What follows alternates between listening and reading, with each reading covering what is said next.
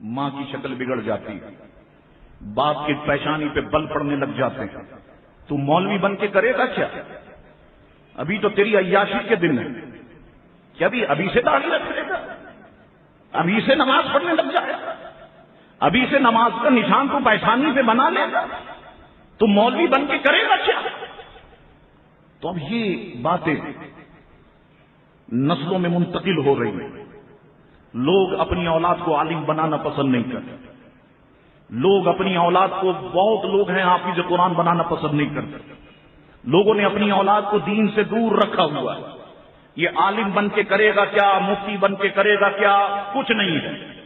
اور تمہیں میں سچ بتاؤں، برا مت ماننا، لوگ آ کر کے عالم کے ہاتھ تو چومتے ہیں، پاؤں تو چومتے ہیں، بیعت ہونے پر فخر تو کرتے ہیں، لیکن اگر میں اسی عالم کا رشتہ لے کر آپ کے گھر جاؤں کہ صاحب ایک لڑکا ہے، متقی پرہیزگار ہے، نمازی ہے، روزے دار ہے، اور آپ اس سے محبت بھی کرتے ہیں، تو اگر آپ اپنی بیٹی اس کے رشتے میں دے دیں تو بہت اچھا نہیں ہوگا، اگر آپ اپنی بہن اس کے رشتے میں دے دیں تو بہت اچھا نہیں ہوگا۔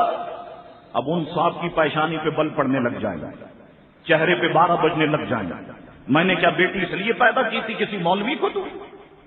اور پھر بیٹی ہی انکار کر دے گی۔ اور میں یہ دعوے سے کہتا ہوں، آج عالم کے گھر میں اگر بیٹی ہو، وہ بیٹی بھی داڑھی والے کو پسند نہیں کرتی، یہ تو ساری زندگی نمازیں پڑھنے لگ جائیں گے، روزے رکھنے لگیں گے، کیا حاصل ہوگا؟ اور میں یہ کہتا ہوں، عالم کو تماشا کس نے بنایا؟ آپ لوگوں نے بنایا، معاشرے نے بنایا۔ پوچھو تو صحیح، کسی مسجد میں عالم کی تنخواہ کتنی ہے؟ جاؤ پوچھو کتنا دیتے ہیں لوگ؟ 8,000، 6,000، 10,000۔ 1 منٹ اگر اوپر ہو جائے سب آنکھیں دکھانے لگتے ہیں۔ آپ نے 1 منٹ اوپر کیوں کر دی؟ آپ نے 5 منٹ اوپر کیوں کر دی؟ کیوں؟ عالم تمہارے باپ کا نوکر ہے، تم جو چاہے 6,000 میں اسے سنا دو، 8,000 اور 10,000 میں اسے سنا دو۔ جاؤ، جتنی مسجد سے متصل باتھ روم ہیں، جاؤ اس بھنگی، اس جمعدار سے پوچھو اس کی تنخواہ کتنی ہے۔ وہ تو مہینے کے 25-30 ہزار روپے کماتا ہے، جو گٹر صاف کرتا ہے، جو تمہیں نماز پڑھا رہا ہے، جو علم دین پڑھا رہا ہے، علم دین سکھا رہا ہے، اس کو تم نے 10,000 کا غلام بنا دیا، 8,000 کا غلام بنا دیا۔ وہ غریب اچھے کپڑے نہیں پہن سکتا، اچھا امامہ نہیں باندھ سکتا۔ مجھے بتاؤ، اس معاشرے نے دیا کیا علماء کو؟ ذلیل کیا، رسوا کیا۔ اس لیے تو یہ شہر لاشوں کا گڑھ بن گیا۔ یہی وجہ ہے کہ آج جو درندگی ہے، اس کی وجہ یہ بھی ہے کہ لوگوں نے علماء کا مذاق اڑایا، علماء کا تماشا اڑایا۔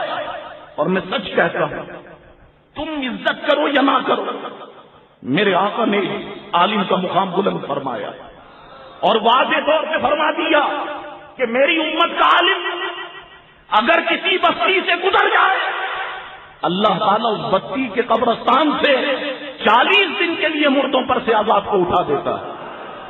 فرما دیا میری امت کا عالم اگر کسی قبرستان میں دفن کر دیا جائے، اللہ تعالیٰ اس کے صدقے سے اس کے چاروں طرف کی 40 قبروں کو منور فرما دیتا ہے۔ فرما دیا دنیا تو دنیا ہے لوگوں، تمہیں روز قیامت بھی علماء کی ضرورت پڑے، تم مانگ مانگ کے جب رب سے تھک جاؤ گے، اب تمہیں علماء کے پاس بھیجا جائے، اب عالم فرمائیں گے یہ مانگو یہ مانگو یہ مانگو، پھر جو ہے اللہ تعالیٰ تمہیں عطا فرمائے گا۔ تو عالم کو تو ہم نے تماشا بنا دیا۔ کوئی شخص اپنی اولاد کو عالم بنانے کے لیے تیار ہے، اور پھر ہم سنیوں کی بدبختی کیا ہے؟ ہم سنیوں کی بدبختی یہ ہے کہ ہم سوچنے لگ گئے کہ دین تو صاحب صرف ان مولویوں کا ہے، یہ لڑے، ان کے باپ کیونکہ عالم تھے اولاد ان کی عالم ہونی چاہیے، باپ کیونکہ مفتی تھے اولاد مفتی ہونی چاہیے۔ آج تو عالم کے گھر میں بھی عالم پیدا نہیں ہو رہے۔ مجھے بتاؤ نہ سنیو اگر میں غلط کہہ رہا ہوں، تمہارے شہر میں جو بڑے عالم تھے ان کی اولادیں کہاں ہیں؟ بتاؤ، علامہ ازہری کا ایک نام تھا یا نہیں؟ کوئی اولاد عالم ہے مجھے بتاؤ۔ مفتی وقار الدین صاحب علیہ رحمہ کا نام تھا یا نہیں؟ کوئی اولاد ہے عالم مجھے بتاؤ۔ میرے نانا قاری صاحب کا نام تھا یا نہیں؟ کوئی اولاد ہے عالم مجھے بتاؤ۔ سب ناطے ہو گئے۔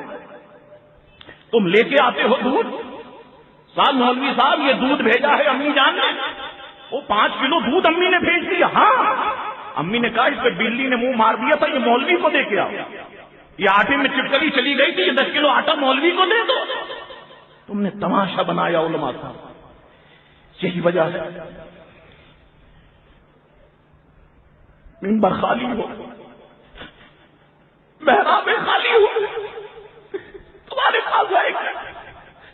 اگر سوچو کہ تو اللہ نے شیطان کو شیطان سے لڑوا دیا.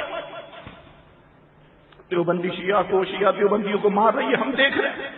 اگر یہ خدا نہ خواستہ ہمارے ساتھ ہو جائے، ہمارے پاس کتنے عالم ہیں تم بتاؤ تو صحیح. لوگ اپنے بچے کو ناسوا بنا رہے. کیوں صاحب؟ یہ روز کا سبزی کا خرچہ تو نکالتے تھے. نعت خواہ کو مل رہے ہیں 1.5 لاکھ 2 لاکھ. ایک قاری ہے، زندگی اس نے قرآن میں لگا دی.